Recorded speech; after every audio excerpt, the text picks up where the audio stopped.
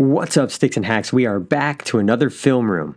I'm Dallas, an obsessed golfer just like you, and in my search for better, I leave no stone left unturned. I developed the best golf app for game improvement called Tangent, and I use it to improve my golf. And it works. I've carved my way down from a 6 to a +1, and I'm still going. In this film room series, I use Tangent to review my round, my decision making, and try to educate myself and subscribers on how to make better decisions and shoot lower scores on the golf course. In the previous film room, I shot an opening round 80 to put myself squarely in 20th place. Let's see how my game holds up under pressure, what we can learn, and if I can move up the leaderboard on a tough day. Order of plate today, gentlemen, will be Mr. Webster. You guys having fun at least? Absolutely. Such dour faces. It's Absolutely. I'm from Texas. This is cold. We haven't seen less than 106 all year. 4 days ago it was 109, so this is cold. Next to play, please welcome from Murphy, Texas, Dallas Webster. I start on hole number 10, a long par 5 with wind help. Not a lot of trouble off the tee, so the Tangent Caddy recommends to rev driver in the middle of the fairway. I can't use the AI Caddy in tournament play, but it is useful to compare my decisions to the AI Caddy suggestions after the fact. We'll see how I did when I had to choose the targets. And let's just say, we have a lot to learn in this round, and it's going to get wild in this very first hole. The first tee shot is always nerve-wracking, so getting this in play was big. Now we can calm the nerves. The second shot was just a layup. It was 180 to cover the right fairway bunker on the right, and with a little bit of wind help, I never really considered it being in play. The green complex looked small, and it's cold, so I'm not ready to hit 3-wood up there. I was worried about topping it. Draw a little. But the wind knocks this iron out of the air. Okay. I just don't know it yet. Should be a good angle. It's a good bet. Like that way. All right, let's pause here for a minute. I thought I chose a decent target and hit a good shot, but I got an awful result. My ball is suspended in the long fescue above the bunker. We're talking baseball swing. This is a recovery shot. So let's take a minute to go over how you should handle recovery shots. In this case, my instinct is to baseball punch this back into play. Here is my recovery checklist. Question 1. What's the best thing that can happen? So I'm going to try to punch this from the fescue. I'm 80 yards from the green. The absolute best result is this trundles up near the green. If I do that, it's going to take me on average around 3.6 shots from here to finish the hole, according to the Tangent app. Basically, bogey's the most likely answer, only a 40% chance to make par. Question 2. What's the worst thing that can happen? Well, I'm going to show you that in just a second, but for the purpose of the thought exercise, worst case is that I can't advance it out of the heather, and I have a similar recovery shot again. That's a nightmare. In that scenario, it's going to take me roughly 4.8 shots to finish the hole. That brings double into play. In fact, it's almost an 80% chance of making double. Or it could fall down into the bunker, and I have a bunker shot. That'd be a slightly better result. I'd average 4.3 shots to finish from there, mostly making bogey, but double still in play. Question 3. Do the pros of hitting this shot outweigh the cons of an alternative? Alright, if I'm successful at getting in the fairway, I have a chance to make par, but I'm mostly making bogey, but I'm probably advancing to the fairway less than 30% of the time. The remaining 70%, I'm either leaving it in the heather, the bunker, or the rough. And I'm assured a bogey at best with a pretty good chance I make double. I'm not liking those chances. Is there another option? In this case, there is. I'm not in the bunker. I could take an unplayable. I could go backwards. Guarantee I get out of trouble and have a relatively simple wedge from the rough. That is bogey at worst. It eliminates double. The name of the game is avoiding big numbers. This seems appealing. I can survive bogeys.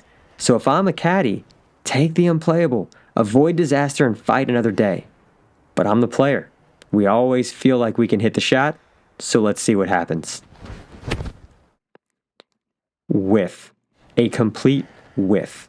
The club went under the ball fell into the new divot. That's a stroke, and I've failed to advance the ball. Worst case scenario. Alright, so we're going to take a breath, go back to the checklist, and realize the error in our decision, right? Nope. We're going to step right back in and take another crack at it. Alright, I gotta take it unplayable. I can't hit it. This time, I didn't whiff it, but the ball just further buried itself into the sidewall when I hit it in the forehead. Or I can go further back. Should have just taken the unplayable, idiot. All right. I swung twice at that? My world is spinning, and luckily I come to my senses and do what I should have done from the beginning. The checklist only works if you're honest with yourself on possible outcomes. It all happened so fast, I didn't even know how many times I swung. In these scenarios, slow down, weigh your options, take deep breaths. I'm clearly frustrated, not what you want on the first hole, and as I get over this ball, my head is a whirlwind of thoughts. I finally realize this, and I back off. Take a deep breath, focus on the shot. Go. Make a putt. I was super angry in the moment, but I've already let it go. On to the next. Reliving that nightmare won't help me. This round is a great lesson in how to turn around, deal with adversity, and the value of grinding. I end up playing really well in brutal conditions. Right. I know we said it's cold, but I didn't plan on building a snowman on the first hole. Do you want to build a snowman? But hey, it's better than a 9. The 11th hole is a straightaway par 4, a lot of these on the Meadows course, but carefully placed fairway bunkers make the landing areas tighter. Caddy is recommending 3-wood as there just isn't much room for driver. But coming off a snowman, I'm seeing a bit of red and super focused on a target. 3-wood was never an option. And I rip it into the narrow fairway. Position A. Yeah. You know, win some, you lose some. All right, let's put a good stroke on it and start the golf, huh? Easy game. Yeah, nothing to it. Just a P-wedge in, green light. Pen is in the middle of the green. Just start stacking up good shots. Swing. Be the Right number. And that's a great one. 9 feet for birdie and a great Good. bounce back. Drano. Give her the old 8-3 start. Triple birdie, baby. Much better than an 8-4. That's right. That's right. That's how you handle adversity. So let's keep stacking up good shots on hole 12. Another straight narrow par 4. Tangent caddy is telling me to hit less than driver. There just isn't room. It brings rough and trees into play. But I'm still in makeup mode, so I never gave it any thought. Little miss. Driver. Kick right. Righter. Uh-oh, there's OB pretty tight right there. Keep getting right. Needs to get right though. Oh, there it goes. Yeah. You're the man, Dallas. You're the man that needs a ride home. That's a 10 Cup reference from Trey. You need to watch that movie. It's one of my favorites. I'm telling you, I missed going out of bounds by 1 bounce to the left. You can see the white stake on the left side of the cart path. AI Caddy was right. I should have hit 3-wood. Now, this is a bit of a recovery shot as well. I can't go high. Gotta punch it up and run it on the green. I'm working way too hard with poor club selection, and I'm only 3 holes in. But I hit a great recovery. 15 feet for birdie. Let's go. Like that. Yeah, that ball took off too. It's pretty good. That's really good. Another chance to claw back, Wiggled left at the end. but it's still a great par. Thank you. The 13th is our first par 3, a long one, but with wind and elevation, it's just a 6-iron. Something like that. I'm not sure how the 6-iron ran as far as it did, That's it. but I was left with a long putt.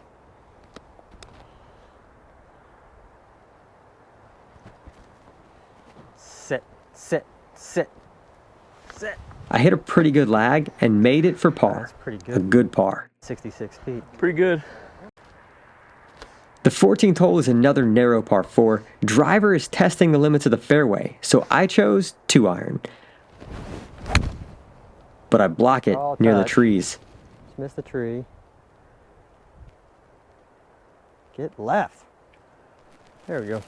I think it rolled enough. I think it did, yeah. Again, I think caddy telling me to hit driver would have been a better play. There's no OB on this hole. Had way more room than I thought. I've just never played this golf course. Oh, I didn't get all of it. Get left. Get left.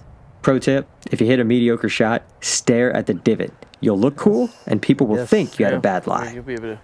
Real talk, When I do hit a shot that didn't come out the way I expected, I look at the divot to try to understand if there was something I missed and to understand club-turf interaction. That was not a hard chip to get on the green, but it was short-sided, and after the first hole triple, I probably tried too hard to get this close. Bladed it, compounded mistakes with a 2-chip. The second chip wasn't super difficult, and 7 feet is a great result, but 7-footers are hard.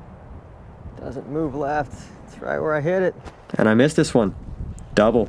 After the initial mistake of missing the green, you have to just make sure you get on the green with your next shot. The 15th is another hole where driver doesn't make a ton of sense. There's bunkers on both sides that shrink the fairway. But I like a challenge, and I just made double. You should never let the previous hole dictate your club on the next, but it did. Luckily, I piped this one, thread the 2 bunkers, and have just a wedge left right into the teeth of the wind. I come out of it, just clear the bunker in a weird lie. But keep grinding. Good little chip. Easy 2-footer. Good par. Good for. The 16th is a mid-length par 3. I felt like we had some wind help, but have no idea why I'm hitting an 8-iron from 180 plus. Help it, wind. Help it. That was never enough club. All right, Dallas. Watch it. Leave the club face. Maybe you're just too positive. I have been accused of toxic positivity. It's my superpower. Get mad, get over it, think happy thoughts. I mean, I like it. Let's go. Okay, died on you. Good shot, though. Even when you fail to get up and down and make a bad bogey. On to the next. Hole 17 is a pretty simple par 5. The hard part is the tee shot, and I stripe it. Great swing. There you go. All right.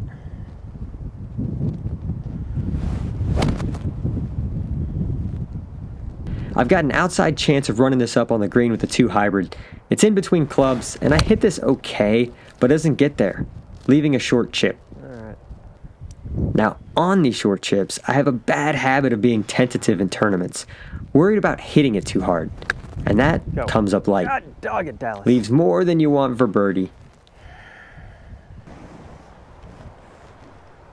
However, I can be a very aggressive putter, and I run this well by. Pretty good combination. We're working hard early, but we're grinding. We're feeling confident over these putts inside 6 feet, and that really takes the pressure off the lags. But for the sake of my heart, I wouldn't mind a little less stress. The 18th is a dogleg par 4, and with the wind whipping off the left, it's playing longer than the number on the scorecard. I have to be careful not to pull this into the water, which means making the hole longer up the right-hand side.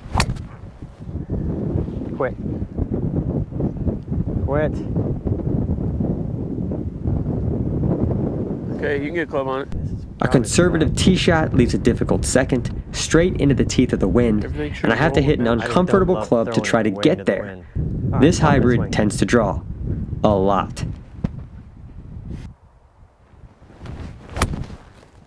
With water left, I predictably bail out right of the green, into the rough.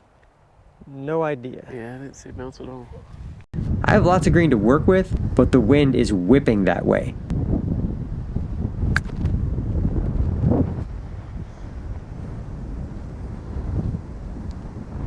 Tough hole, 8 feet for par.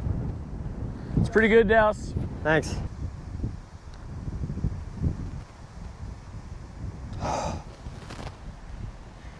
How? I'm clearly frustrated making the turn back to 1. I've steadied the train after a terrible start, but the scorecard isn't pretty. I need a big back 9 if I'm going to move up this leaderboard, and it starts with a good drive. The bunkers aren't reachable on this dogleg left, so Tangent Caddy suggests ripping a driver, Good rip. which I overdraw just a bit into the rough.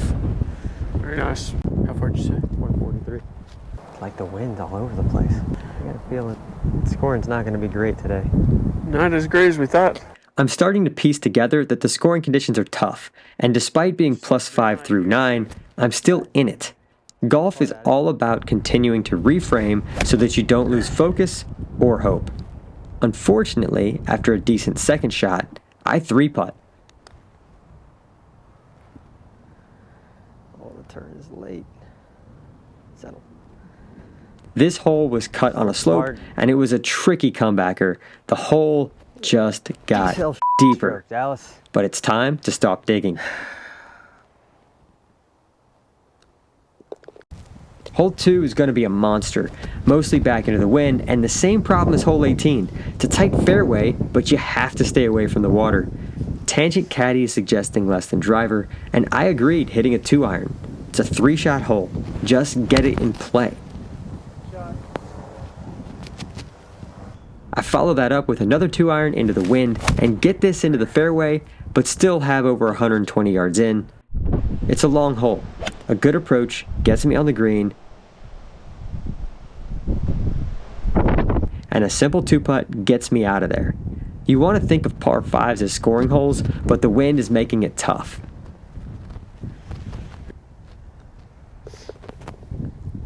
The third is yet another dogleg left with water.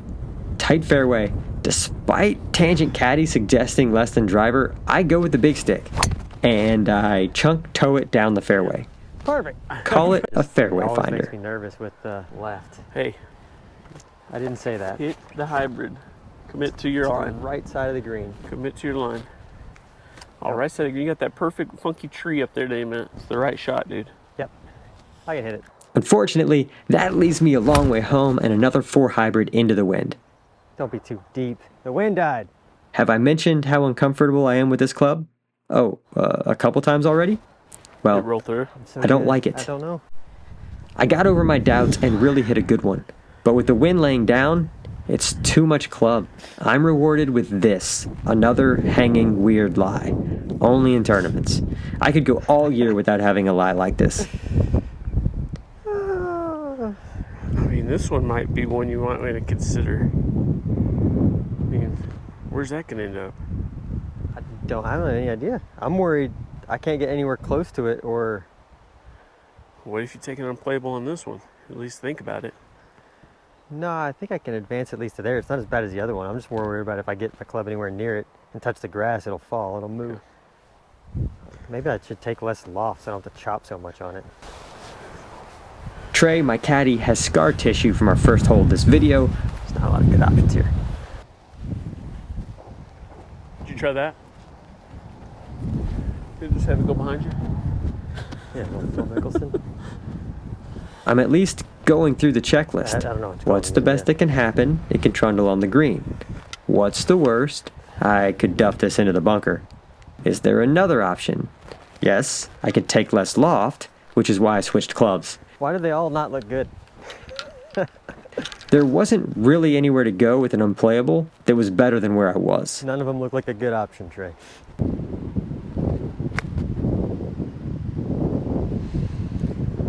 I got the same. Better than an unplayable. Hand me the 56. Sometimes in golf, it feels like there's a little bit of karma. I've been super patient all day and finally get rewarded. Do it. Do it. Yeah, I deserve that. It's only a par, Oh but my it's much goodness. needed to keep momentum. Oh, I missed it. One shot at a time. Wow. And come on, that's a chip in, so smash that like and It's the subscribe golf button. god. The fourth hole is a par 3, downhill with some help. The wind is starting to quiet a bit. After getting burned by a long iron on the par 3, I'm a little gun shy, but that's putting. A little safer than I wanted. I'm putting well. Just find the dance floor. Turn left. Good strike.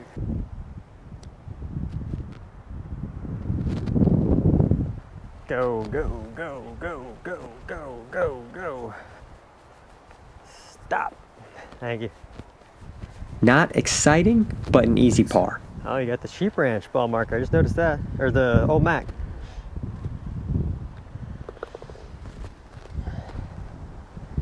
Ghost Tree. The fifth is a reachable par 4. We have the wind behind us and it's downhill, so it's just a 3-wood as driver could run through the green, and I have no idea what's over there. Oh, nice fat one. Get away with it. Waited too long. Kick left. Run like you stole something. It comes up a bit short, but it's a pretty easy pitch. Please. Followed by a good putt, and we're back to +6. I am fighting my tail off. The 6th hole is a straight par 4, not long. Tangent caddy suggesting 3 wood to stay out of the bunker on the right. I decided to hit driver and immediately find that bunker. Dallas. Tangent's caddy isn't infallible, but it's hard for me not to look at this round and notice that literally every drive that got into trouble was one where I didn't do what Tangent caddy would do. Coincidence? I hit a pretty good fairway bunker shot, and an easy 2-putt earns me a par and saves me from the driving mistake.